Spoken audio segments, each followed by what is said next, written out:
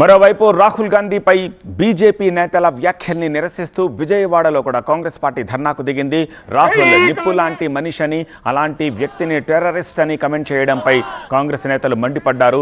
APCC chief YS Sharmila Rahul గాంధీకి BJP నేతలు క్షమాపణ చెప్పాలని ఆమె డిమాండ్ చేశారు.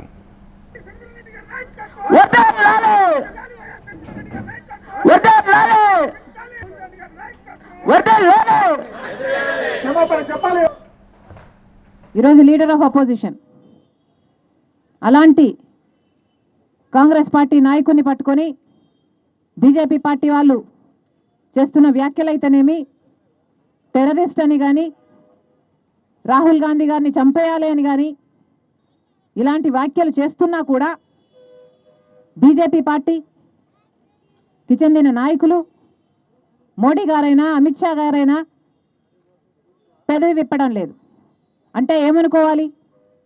వారి ప్రోత్సాహంతోనే ఇదంతా జరుగుతుంది అని మేము అనుకుంటున్నాం. బీజేపీ పార్టీ నాయకులు సమాధానం చెప్పాలి. అంతేకాదు, ఇలాంటి ద్వేషపూరిత మాటలు మాట్లాడుతున్న వారిపై కఠిన చర్యలు తప్పనిసరి. కాబట్టి కోర్టు కూడా ఇది సుమోటో కింద తీసుకొని వారి మీద కఠిన చర్యలు తీసుకోవాలని కాంగ్రెస్ పార్టీ డిమాండ్ చేస్తుంది.